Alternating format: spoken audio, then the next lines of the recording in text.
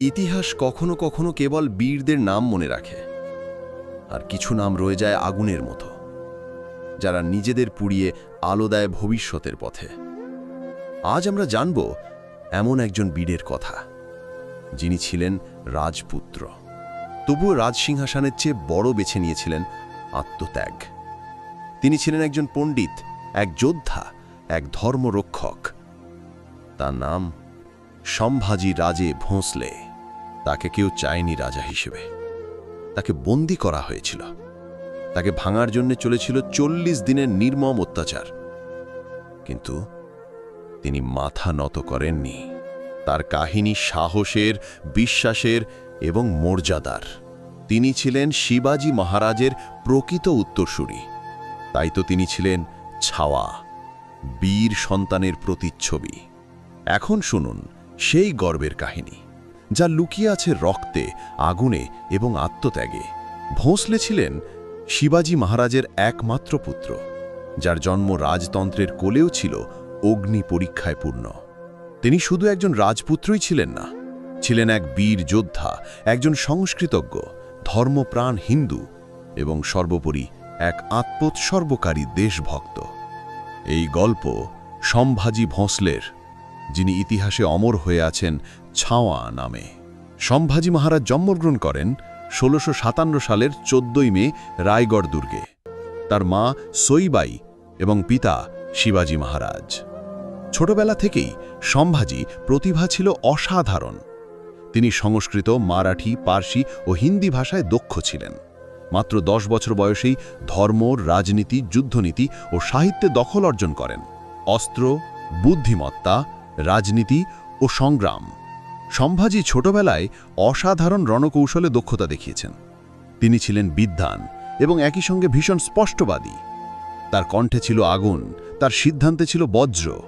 সম্ভাজি মহারাজের রাজ্যাভিষেক 1681 সালে তিনি মারাঠা সাম্রাজ্যের সিংহাসনে বসেন। তিনি ছিলেন দ্বিতীয় ছত্রপতি। তিনি রক্ষা করেছিলেন হিন্দু ধর্ম ও মারাঠা সম্মান, যখন মুঘল সম্রাট আওরঙ্গজেব গোটা দক্ষিণ দখল করতে চাইছিল। আওরঙ্গজেবের বিরুদ্ধে লড়াই। সম্ভাজি ছিলেন আওরঙ্গজেবের চোখের কাঁটা। তিনি ধারাবাহিকভাবে মুঘল বাহিনীকে প্রতিরোধ করে গেছেন, কখনো পরাজয় স্বীকার করেননি। সম্ভাজির নেতৃত্বে মারাঠা বাহিনী বারবার মুঘলদের হারিয়েছে। একজন লেখক ও পণ্ডিত, সম্ভাজি ছিলেন সাহিত্যেরও এক উজ্জ্বল নক্ষত্র। তার লেখা বুধভূষণ নামক গ্রন্থ সংস্কৃত ভাষায় রচিত এবং আজও ঐতিহাসিকভাবে গুরুত্বপূর্ণ। বিশ্বাসঘাতকতা ও মৃত্যু। 1689 সালে একটি বিশ্বাসঘাতক মারফত সম্ভাজিকে মুঘলরা ধরতে সক্ষম হয়। তাকে বন্দী করে নিয়ে যাওয়া হয় আওরঙ্গজেবের কাছে। সম্ভাজিকে ইসলাম ধর্ম গ্রহণে বাধ্য করা হয়, কিন্তু তিনি রাজি হননি। নির্মম অত্যাচার। সম্ভাজিকে 40 দিনেরও বেশি সময় ধরে ভয়াবহ নির্যাতন করা হয়। তার শরীর ছুরি দিয়ে কাটা হয়, চোখ উপড়ে ফেলার চেষ্টা করা হয়, তবুও তিনি মাথা নত করেননি। অবশেষে তাকে নির্মমভাবে হত্যা করা হয়।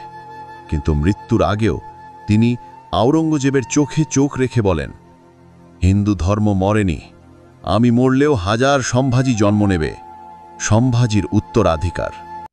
সম্ভাজি মহারাজের মৃত্যুর পরেও তার বীরত্ব মারাঠা জনতার মনে আগুন জ্বালিয়ে দেয়। এই আগুন থেকেই তৈরি হয় পেশোয়া যুগ, যেখান থেকে মারাঠারা আরও শক্তিশালী হয়ে ওঠে। ছাওয়া নামটি কেন? ছাওয়া শব্দটির অর্থ হল বীর উত্তরাধিকারী। সম্ভাজি ছিলেন শিবাজি মহারাজের প্রকৃত ছায়া, তার সাহস, বুদ্ধি ও নেতৃত্বের প্রতিচ্ছবি। তাই মারাঠি সাহিত্যে, ইতিহাসে ও সিনেমায় তাকে ছাওয়া বলা হয়। ছাওয়ার সিনেমা প্রসঙ্গ। এটি একটি আসন্ন মারাঠি ঐতিহাসিক চলচ্চিত্র, যেখানে বীর সম্ভাজি মহারাজের জীবন তুলে ধরা হবে।